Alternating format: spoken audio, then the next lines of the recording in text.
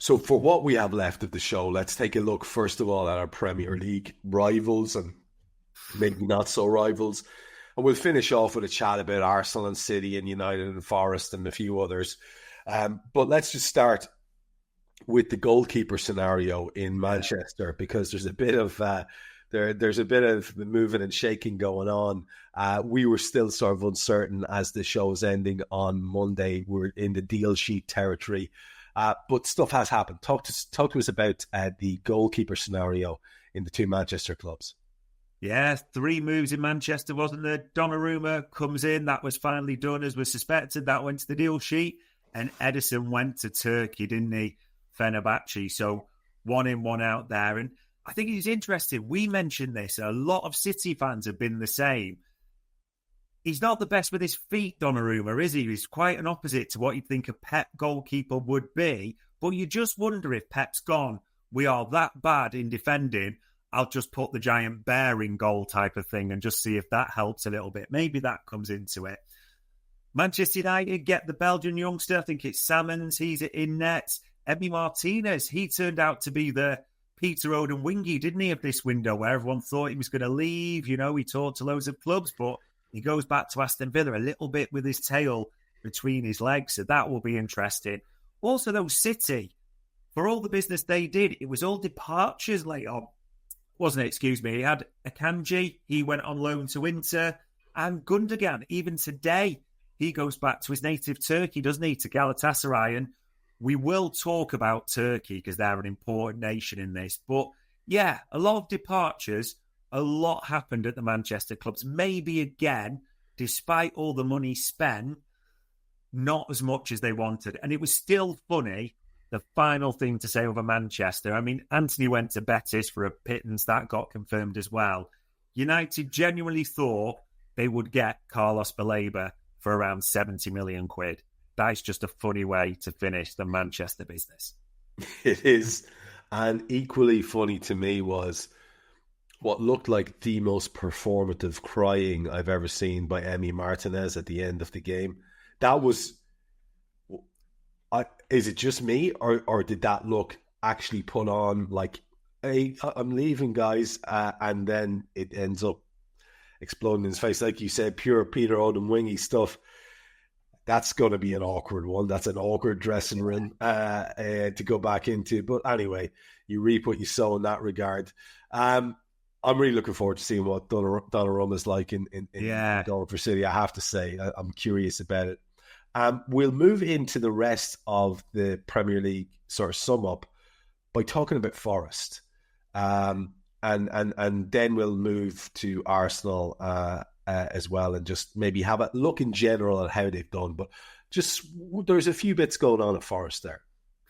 Do you know what we said at the start of the window and halfway through? We couldn't expect what they gave us the other window. Do you remember when they signed about 87,000 players in that sort of first year? Like we knew that wasn't going to happen. But with about a month left to go, we were almost flagging them as our biggest disappointment, weren't we, a little bit? As in, like, they're not really done too much. But it's important to say, even in the deadline day and the last 2 weeks or so of the window, Forest bought in 7 players. So Forest had a real sort of splurge right to the end. And even on deadline day, they missed out on the Atletico Madrid left-back. I can't remember his name. But Incape goes to Arsenal. That gets done. And they get in the man on screen, don't they? Zinchenko. So they finally get a left-back in. They also get a boy from Strasbourg called Bakwa, I think it's pronounced. So that happens. They did a lot of business late on, Forest. It is interesting, though, just to mention on Forest, they lost the last game, didn't they, before the transfer window closed? They got beat at home by West Ham, of all teams, who have had a stinker, and Graham Potter was potentially on the rack. It is just worth noting tonight that a lot of bookies have got Nuno as favourite to be the next manager to go. So despite all those signings, a lot of it still seems to reverberate around Edu now being the lead there. Did Nuno want all these? Did he want other? We're not quite sure how it's working, but for all the new boys coming in, the manager who got them Europe last season might just be departing. One to keep an eye on. Absolutely, it will be. Now, so Eddie is the main man there. He had been at Arsenal, yes. Yeah. And Arsenal are speaking in glowing terms of their current setup, because why wouldn't you be if you spend 1 billion over the short tenure of a manager's spell at the club? What did you make of their overall business? And does the Hincapié over the line in the end really elevate it to a different level? I mean, we must be honest. He is a lad we'd have loved at Liverpool. Yeah, it's no doubt about that. I would have loved him at Liverpool. Absolutely. I thought he would have been a great signing. You know, we talked about this before, multifunctional, things we could do. And also, if you think, the fact that he seems to tuck Kirkes in a lot at the moment, doesn't he, and having almost alongside Van Dijk, you know, would have been perfect for that, it seems. But alas, not to be. The one thing I can't get over with Arsenal is, for the money spent, you thought, what did they need? They needed a top forward. That was clear. Is Gyökeres that? I think he'll be ultimately the tail of their summer, isn't he? I think Gyökeres has got 20 goals in him, just to be clear, but flat track bully 20 goals, if that makes sense. I mean, he didn't really offer anything against us, did he? United away the opening day. Don't really think he did much there. He kind of strikes me as one who could get 2 at home against Burnley, you know, 2 at home against that type of 20-goal striker. So is he enough?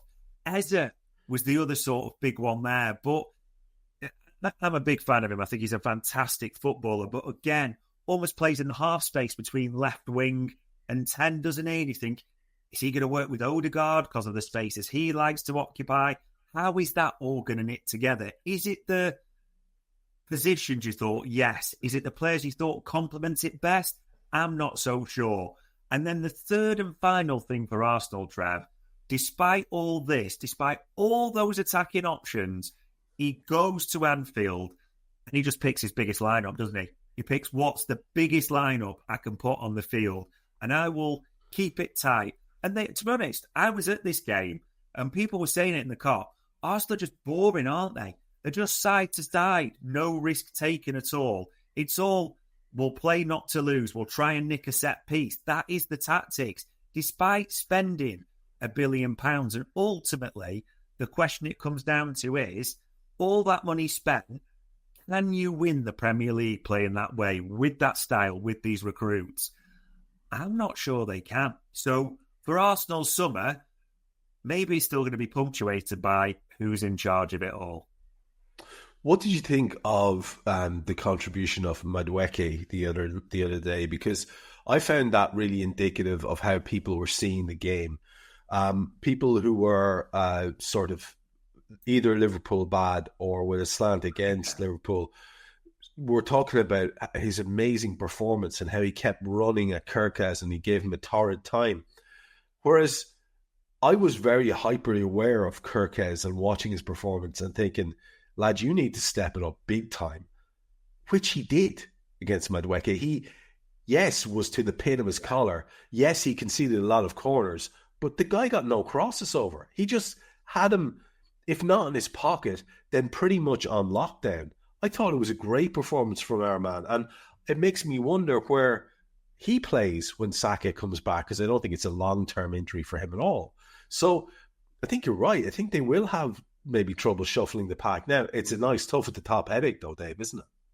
Yeah, exactly that. And you're right. I think everyone likes to say, I think the phrase is Madueke cooked Kirkes, but when you look at it, he really didn't, did he? He didn't I think the one shot he actually got off, Kirkes makes a diving block actually to knock it over for a corner. That when you look at the dual stats, Kirkes won. When you look at the overall score, Kirkes won. Was there ever a moment where you thought Madueke's got him on toast or whatever modern phrase you want to use? No. I just think Arsenal, they've got more options and it's a squad with depth. But is there any really that frighten you? Limited few, like Saka, who's injured at the moment. Are their attacking options as good as ours? Not a chance. I think that's fair. And of course, the season will bear out whether we're talking through our hats or not. Is there anything else you want to do by way of a review of anyone else, any other club you think bears mention here in terms of just overall business, or one particular standout signing that got done late, or anything you want to mention at all here before we move to Europe?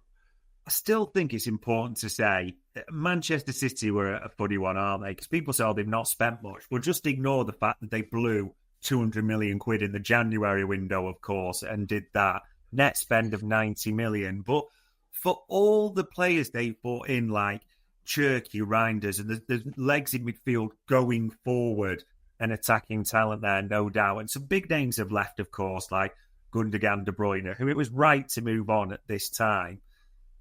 They still have that soft underbelly, don't they? And it's no coincidence that the world was eulogising after that Wolves. Do you remember the opening game where, like, they're going to be the main rivals for us, they're going to do this? And what's happened, Trev?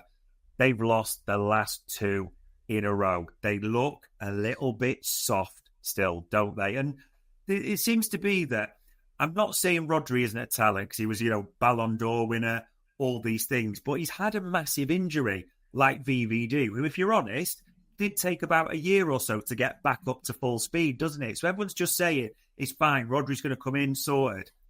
I don't think it's going to be that straightforward. So for all the title rivals and this talk, Chelsea mentioned as well, this could well come back to bite me on the arse, but I do think it will be Liverpool and Arsenal as the top two this season. And there's been some good buys, but there's nothing I look at there that goes at the top end is troubling me at all. The only other thing to say, and we've mentioned it before, Sunderland net spend 141 million. Burnley net spend 66 million there as well.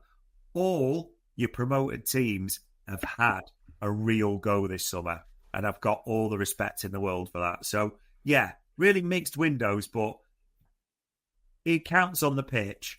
We still won it.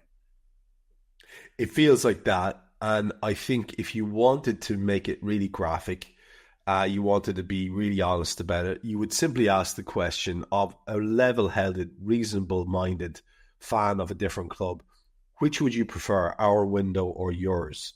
Yeah.